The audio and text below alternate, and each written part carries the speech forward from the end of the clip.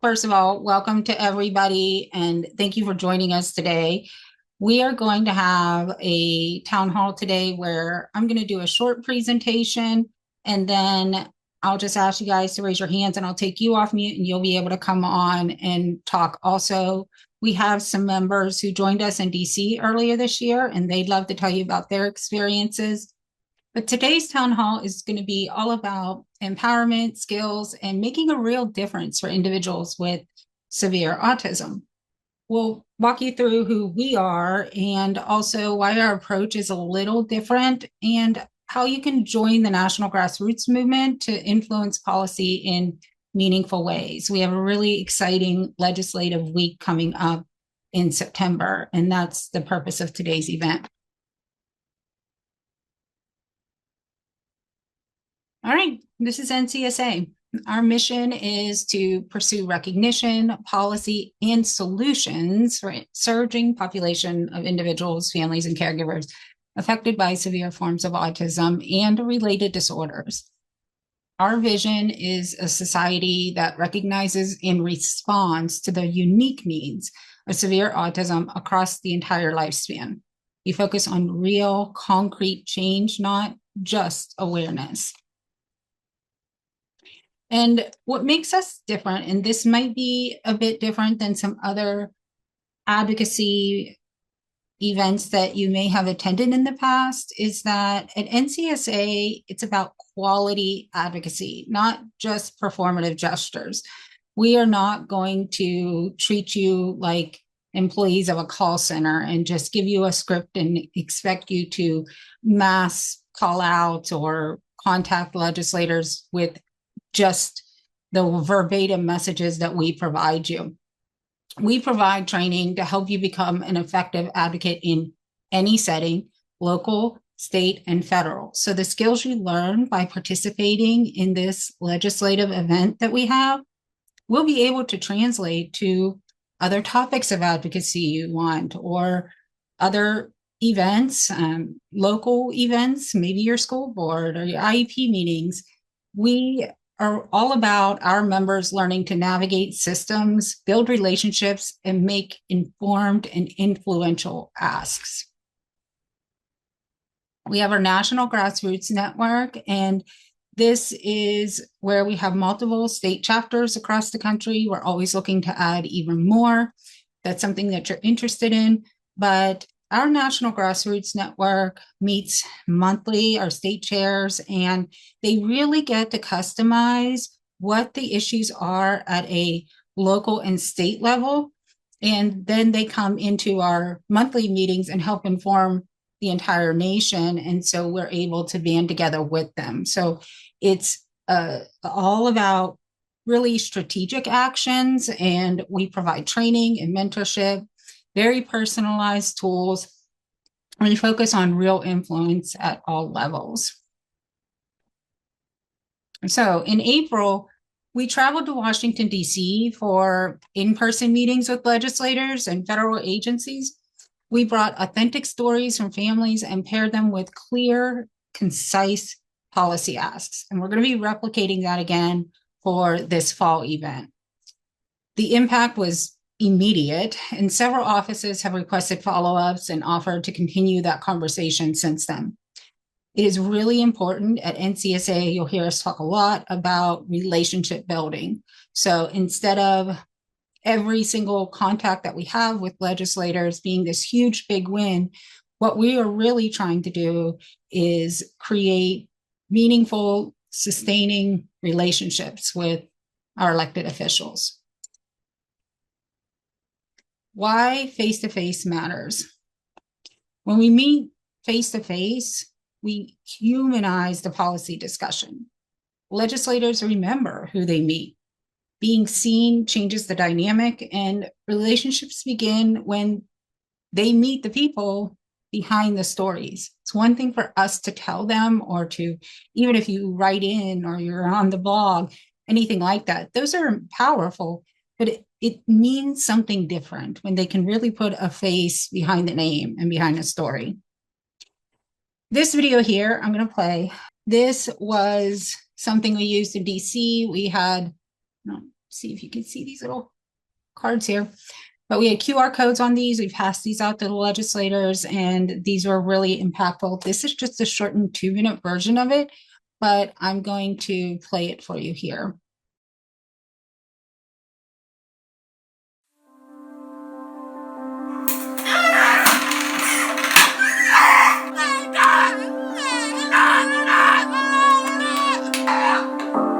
David was 7 years old, we could not keep him safe and ourselves safe.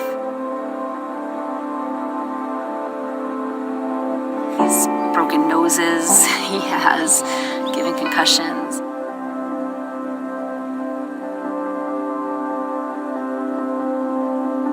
It started to occur to me that we're talking about two totally different things.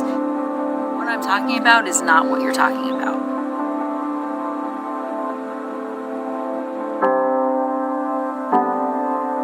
Those are the kids who need much more intensive supports and services.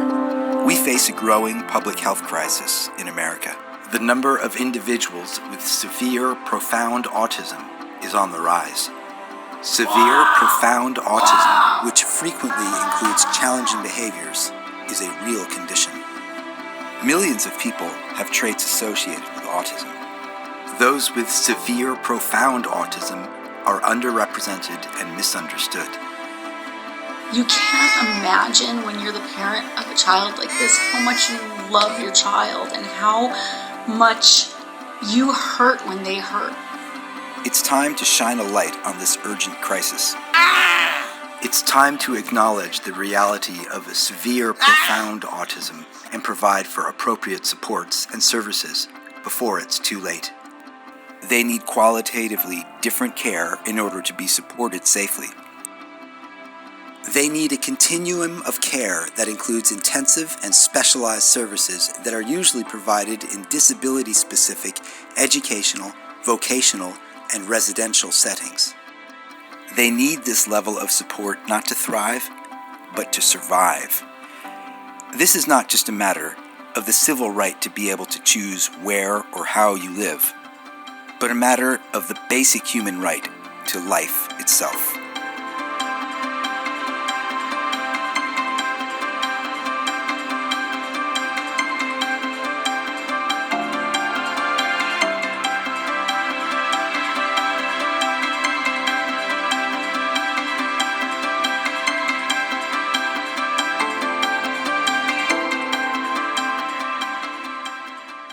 Again, we had these cards made up, and there are multiple different QR codes on here of different videos we shared. There was a full story.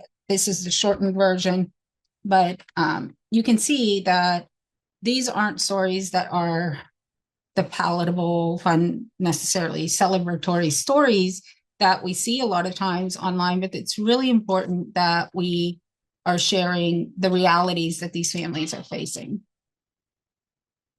Okay, so what are we going to be doing this fall? This fall is remote advocacy. Yes, this meeting, so we have a question in the chat. Will this be recorded? Yes, this meeting is currently being recorded, and so we will have that replay available tonight, tomorrow, whenever it gets uploaded, but this meeting is being recorded. One of the things that was a challenge for us in DC is the very community that we serve, right? So we have a lot of families that don't have respite, they don't have staffing, all the problems that we're trying to fix with the big staffing issues. Maybe they have left their careers and there's a financial hardship, whatever it might be, but the majority of our stakeholders aren't able to travel to DC to meet face-to-face. Now, it was an incredible experience. We're going to do it again in 2026. So if you have the ability to go, I highly recommend it. But we also wanted to create a more accessible advocacy week for you, where we're able to give you that experience with your legislators in a virtual format.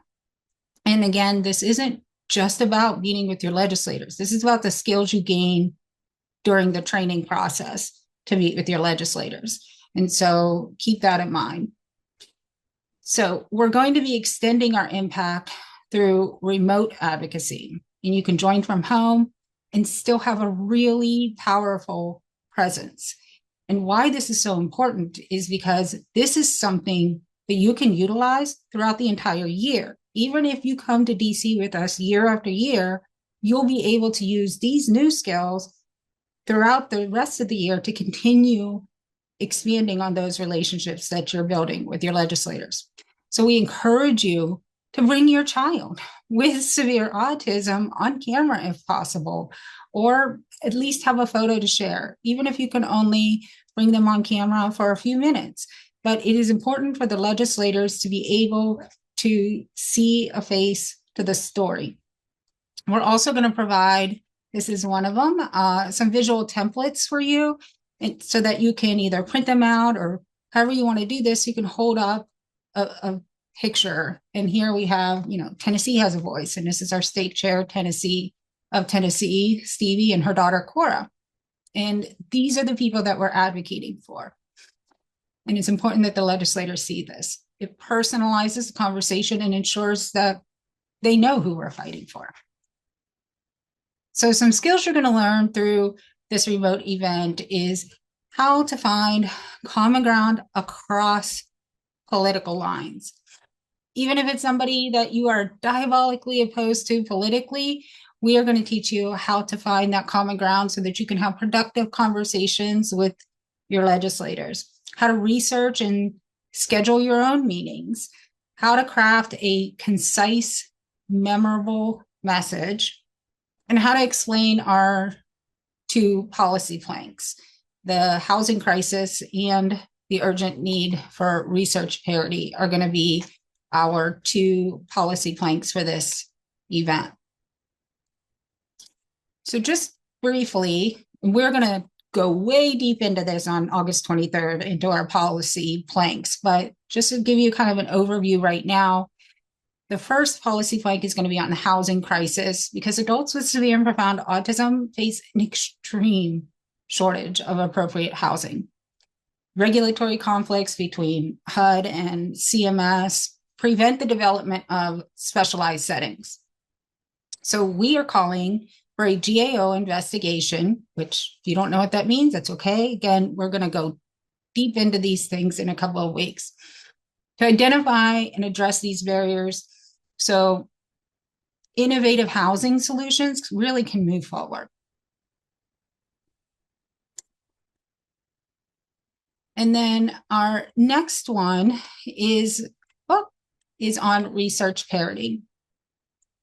Severe, profound autism is obviously far under-researched. We have a graph here, and so this top graph here shows population prevalence, and this is in the darker blue is individuals with autism who have an IQ below 70. And 70 is considered the IQ marker for intellectual disability. So if you have an IQ below 70, you're considered to have an intellectual disability. The further you go down is whether you are mild, moderate, severe, or profound in intellectual disability. But under 70, you can be diagnosed with an intellectual disability.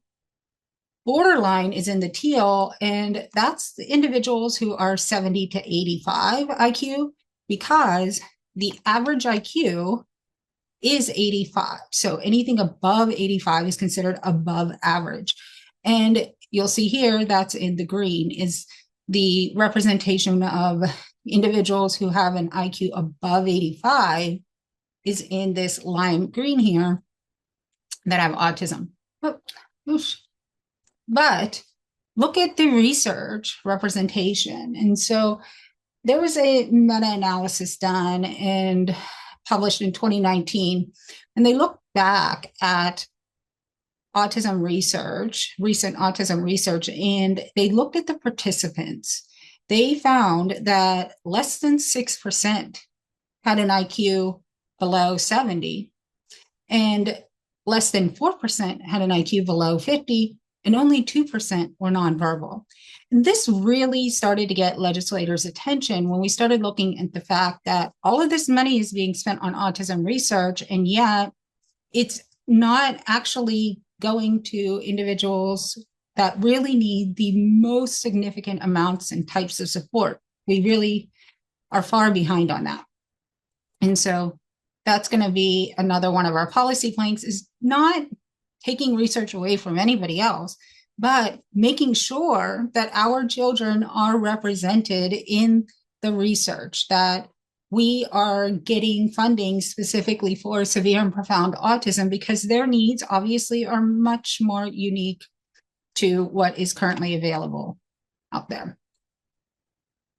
And here's our lovely Christine holding up a photo of her son Luke when we were in DC this April. And that is something, again, we did in April as well, that even most of us could not bring our children with us. I think we had approximately 10 individuals with severe and profound autism there, but we had 150 families. So a lot were not able to bring their child with severe and profound autism for all the reasons that I don't have to tell anybody in this group for. But we still had those 8x10 photos, and every meeting the legislators were able to see who it is we're fighting for. So this visual representation of our children is really important.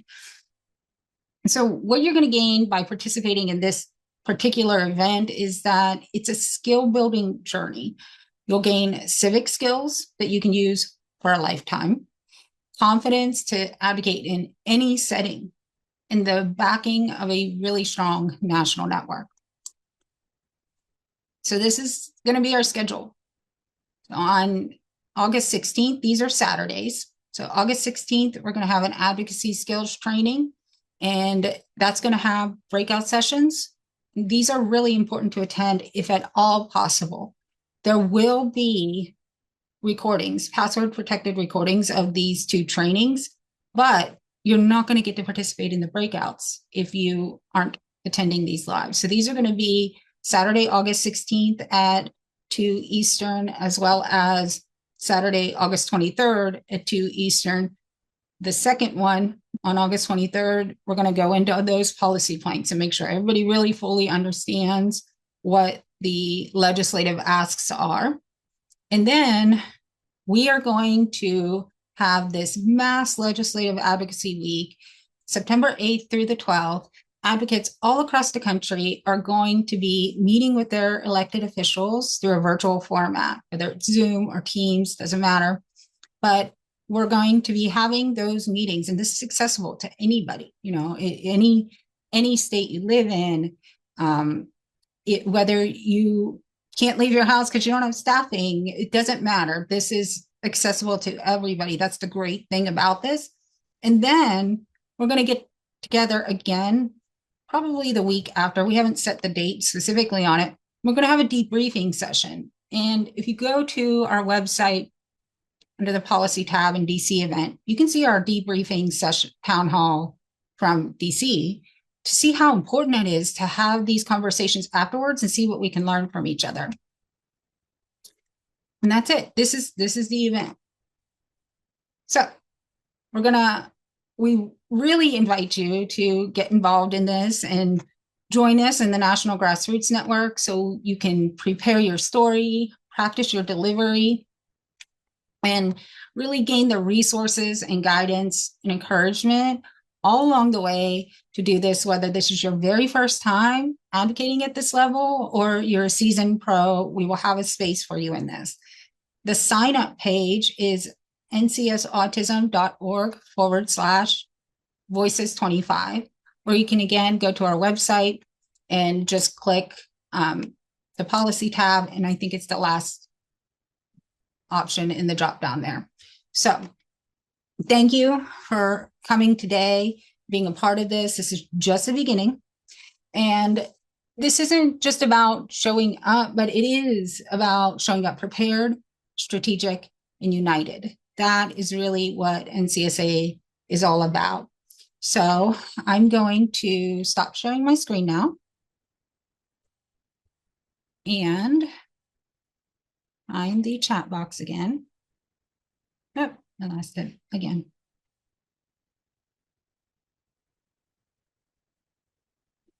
Okay. Um, so we have some people here in the waiting room, and I'm going to put Kimberly. If you just raise your hand, I can add you on here to talk, just like Kimberly did. Oh, Hi, can you guys hear me? yes. Okay, great. So I was fortunate enough to go in April with NCSA, and I actually just came back 3 weeks ago from going down to the Hill with Autism Speaks as well. So I've gotten two very different experiences and perspectives. Both were life-changing for me. When we went with NCSA, my contingent was from New Jersey, and it's a very strong contingent. And we were able to meet with our senators, legislative aides, and our own representatives, legislative aides.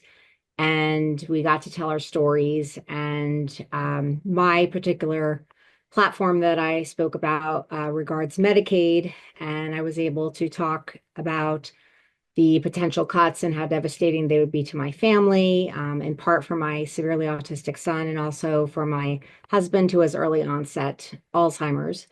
And it was an incredible experience. And I found out later in the debriefing that Gloria Nunes, who is one of the legislative aides to Senator Booker, had tears in her eyes, which I couldn't tell from across the table because I'm nearsighted. But that was an incredibly listening.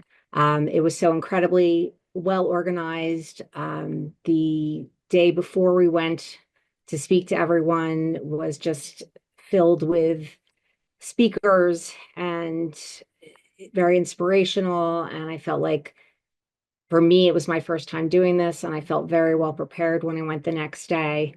And our team, like I said, we have a very large contingent from New Jersey, but we had time afterwards to sit down and kind of plan what we were going to do and who was going to talk about what. And it went very seamlessly throughout the day for us. And as I mentioned, I just came back 3 weeks ago. I went with Autism Speaks to their version of Hill Day, and I actually got to spend an hour and a half with Congressman Chris Smith and the president and his wife of Autism Speaks and the vice president of Advocacy. Got to look at Congressman Smith and tell him our concerns about Medicaid, the percentage of the research dollars that go to the profound contingent of autism. I got to speak about better training for pediatricians and doctors across the board, and the family in Monmouth and Ocean counties in New Jersey are very afraid of what these cuts could bring to our children's services in terms of residential, in terms of day programs. And the legislative aide took it all down, and he looked at me and said, well, I want to know, what happens moving forward. And I promised him I would. And I don't know if it'll make a difference, but I certainly felt heard. And both experiences were incredible. And I really look forward to going back next year, hopefully with both entities. And I'm really looking forward to September.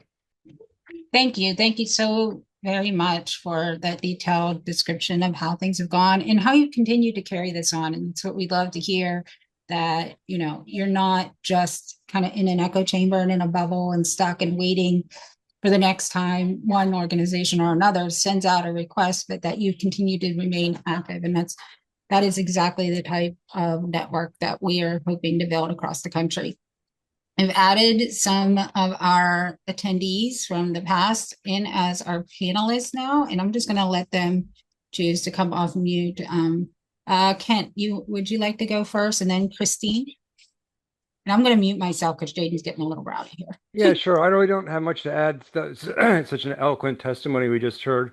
I would just add that, so I have two children who are adults now, and they're profoundly disabled, nonverbal, and they're in a group home, and I think they're well cared for. So I'm here just to help other people out. And I should say one of the things about having such children is profound sense of loneliness for myself. And it is nice just to be around other people to make friends, and to other people who know what it's like to have such children. And that was really important to me. And it was really nice. And we just met with the legislators, and it was just a wonderful week. And it was a very positive experience. Yeah, you I'll really pass over touched on to such an Christine. important point, the social Yeah, element of it, right? I was Just being gonna around other people that know what you're going through and kind of getting a break from the gaslighting that we typically receive from others who may not necessarily live the life we're living. So, and these relationships have continued. When you sign up, one of the things that you'll get right after you sign up is an email, and in that email is going to have a link to click to join our WhatsApp group for this. And I can tell you the WhatsApp group from April is still going, and there have been those friendships and relationships formed from joining in something like this. So I was really going to say the very same thing, that it was really profound to be in a room with so many people from across the country that completely understood what each other were going through. It was also really I'm a novice when it comes to policy, so I learned so much and I'm still learning a lot. So I want to encourage people that think maybe they don't know enough about it to come along, because it really, you learn so much, and it's so good to be in the group of people that understand you. And it's a thrill, like to talk to our representatives and just have that experience and see how really friendly they are. And they often really want to hear what we have to say, which surprised me too. So that's what I have to say. Thank you. We've got on here a couple of additional people who attended our DC event. We have Kai. If you would like to unmute and come on, Kai was our resident photographer for the event. She made a she took beautiful photos that we were able to our video for the event, which you can see on our DC policy page. Hi, Kai. Hi. Hi. Sorry. Yeah, I really loved. So I was afraid, honestly, because I was young. And my only experience was with Jaden. So it was like it was like kind of nerve-wracking, because I was like, well, I'm only 15. Shh, you gotta be quiet. Mom. But it helped me just stay equipped. It was amazing to see all the parents and caregivers just be there to advocate for their person. You gotta be quiet. And everybody had like a different story. And it was great to just see the advocacy in the room, learn more about the things that I didn't know yet. Yeah.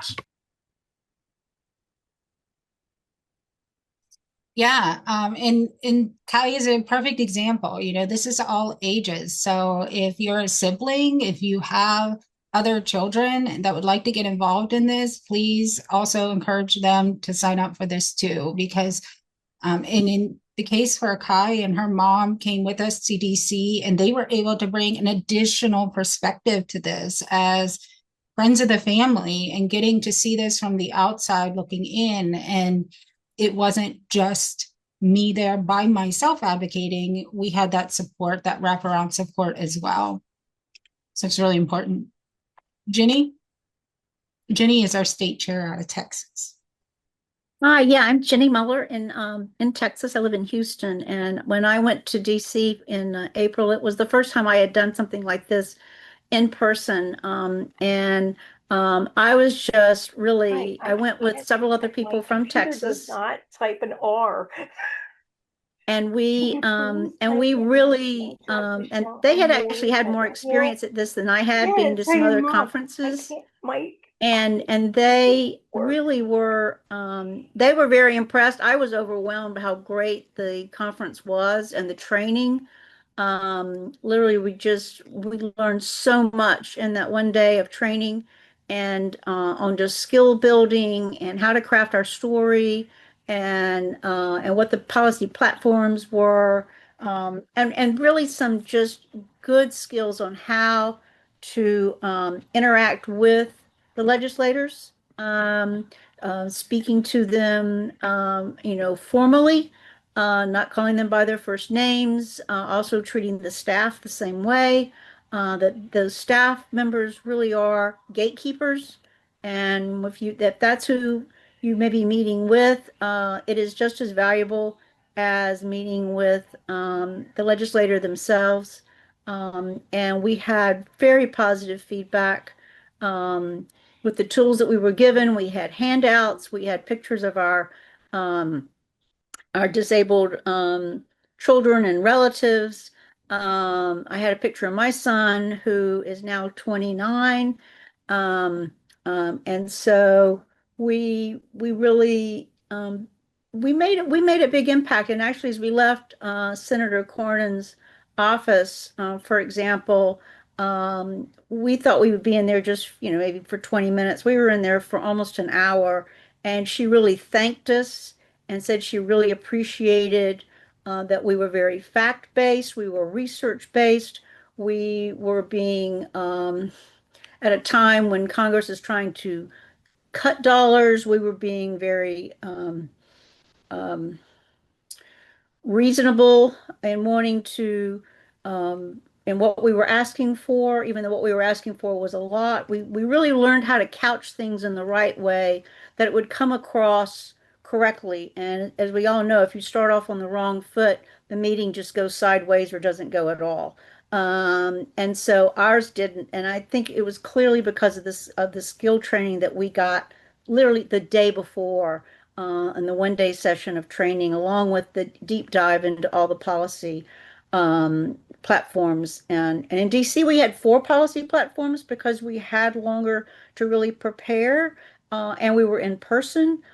This time, as Jackie said, we're going to focus on 2 of those policy platforms, which I think we believe is really much more appropriate for a virtual advocacy like this, and the kind of much shorter training that we're going to have available. And I just really strongly encourage everyone to sign up for this. Please attend the advocacy training next Saturday and the policy training the following Saturday, and then let's come and do our stuff. So I'm really excited, and I hope all of you are ready to jump on board and make things happen. Thank you.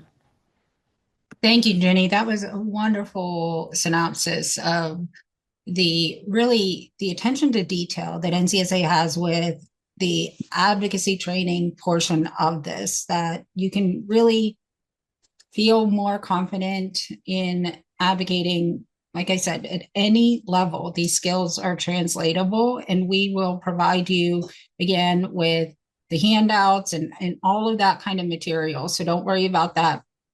We're also going to allow on here, the next one in line is Brian Mejia. Are you still available? I'm going to turn you on. Hello. Brian Mejia is here. He's nonverbal. I am his mother, and I don't think do you have a visual of us? I don't think so. Anyways, we are new to this, but we are not new to being in this journey of a parent. Brian is going to be 40 in a couple days. I am 65, and I cared for him since infancy, back when autism was very rare. And I am so grateful to see that there are so many more people, getting this awareness of what's happening with our special individuals. It's so difficult now that he's 40 and I'm 65.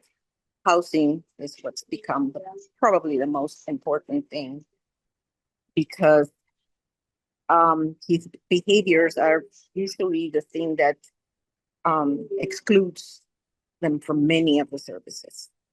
My son's being kicked out of day programs. My son's being kicked out of camps only for biting himself or because he has some feeding issues, but what we all know or we all go through. Things for us have always been hard because we are part of that 2% where my son, is got a lot of challenges intellectually. He's nonverbal, and because of that, there's so many behaviors that go on in public, but that I have been able to be with him all this time. I had just found a home for him. We're here in California, and I found a home, but the staff is doing what they can, but they had to be trained to work with someone like myself. I trained for it. And because it's always been just me and him, we had to live somehow, huh, right? That's him in the background making his noise, saying he's here too. And I've also worked as a special education teacher's assistant for many years as a part-time. Well, he was in special day programs that I fought hard with the week to get him into. But it was always, that issue that at some point his behaviors will not allow him to participate in the community. Behaviors in transportation, behaviors with AIDS, and that is something that I want to advocate in the future for people that are well trained to work with our children, because the behaviors are what's the biggest obstacle for getting services for our children.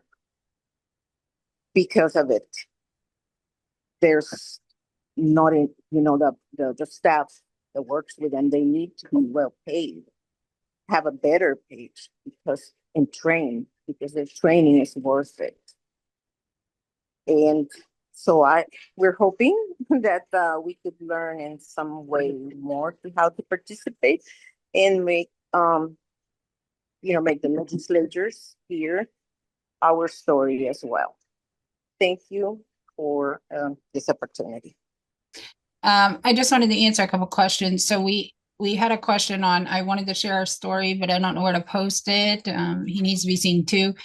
And yes, if you go to our website and to recognition and then get involved, you will see an option there for videos, but I'm going to go ahead and put the link here also in the chat, just to the direct page. But we have an option that will help record a short video for you to kind of guide you through it. You can do it topic based or general, and it allows you to see it and edit it, whatever you might need to do before submitting it, so you stay in control the whole time. So I put that link in there for you. And here we go. Okay, is there anybody else who attended DC that would like to speak on it before we start to close out? I'm Shelley, and I went. Yeah. I don't know. Would you like to say a few things about your experience? Yeah, I sure would. It was my first time.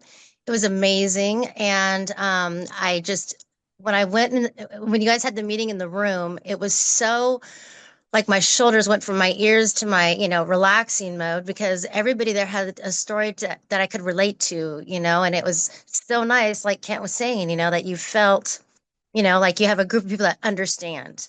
And it was great. I got to meet with Josh Harder. It was my third time meeting with him. His brother has autism. He's very into helping us.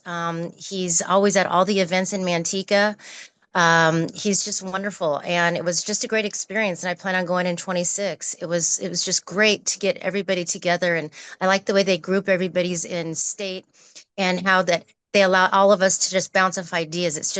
I'm just so glad to be a part of this, and it's just amazing. It really is. And it was just a great experience to get to be heard and have a say.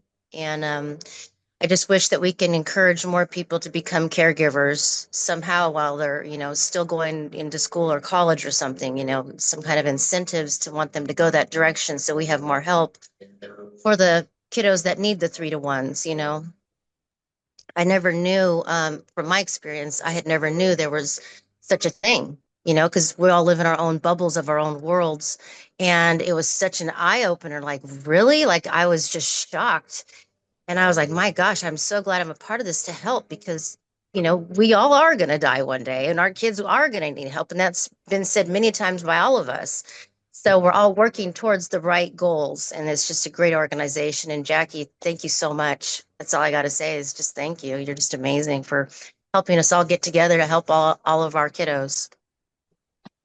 Well, Jackie, I think certainly Stephanie am wanted not to doing jump in. this on my own. I want you guys to know that we have a whole planning committee behind this fall event. They've been meeting every Wednesday, diligently crafting and the ideas for what we're going to put into this virtual event, what our policy planks are going to be.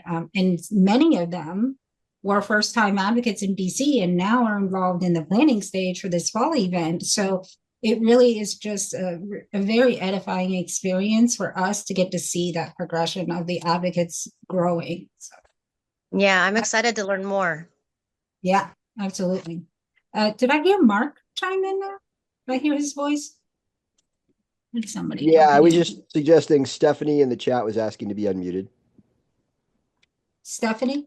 Stephanie Bailey was asking to be unmuted. She wanted to make a comment. Oh, Mexico. Oh, yeah, absolutely. I didn't, thought I put her in as a panelist. Stevie, give me 1 second. I'm putting you on. You are now a panelist and Oh,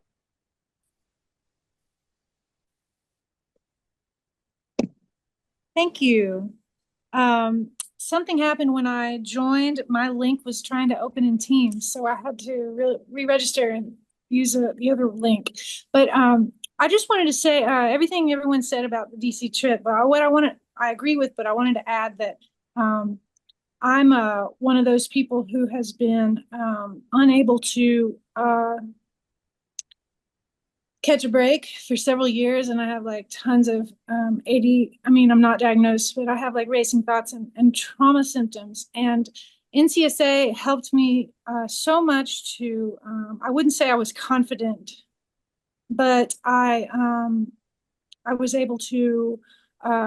What I found was that the materials they gave us about the DAO and the research, no matter how I rambled or what story I told, those fact sheets were there to fill in the gaps and make my testimony and stories really powerful. And I just want everyone to know that if you feel like you can't do this, actually you can. we are going to meet again on August 16th. And that one is going to be on advocacy essentials and kind of the do's and don'ts and decorum, and get you all familiarized with the tips for these meetings. And we'll also start working on our pitches during that meeting. So that is something you're going to get access to as soon as you sign up. When you go to ncsautism.org/voices25 and you sign up there, you'll get an email. And in that email, we'll have a download for the creating your pitch worksheet, the getting to know your legislators worksheet. And that information isn't something we expect you to have ready at the next training. This is so you can familiarize yourself with what we're going to be doing in the next training. And we'll also have that link to the WhatsApp group. I highly encourage you to join there so you can continue to kind of get to know each other and ask your questions in the interim in between these meetings. If you don't see your state subgroup under the main group, feel free to create one, because as others had mentioned previously, that it was very helpful for them to be able to, like all the California members be able to talk to one another, all the New Jersey members be able to talk to one another and get a game plan of how they were going to do these meetings. So we encourage you to have subgroups for each individual state. And there's also going to be links in there to register for the 16th meeting, which is Advocacy Essentials, as well as the 23rd, which is the virtual training. And those two meetings, by the end of those two meetings, you are going to be ready to meet with your legislators virtually. And the replay link for this will be up soon. This one is not going to be password protected, but the other ones will be. So that is what I have for you guys today. I really appreciate everybody coming out and joining us for this hour so we can introduce the kickoff for this event. This is our first time having a big national coordinated advocacy week. And it's really exciting to see that we're getting to this point. So please go over to ncsautism.org/voices25, sign up and start with the instructions out of that email. And we'll see you guys on the 16th. Thank you. Thank you. Bye. Bye, everyone.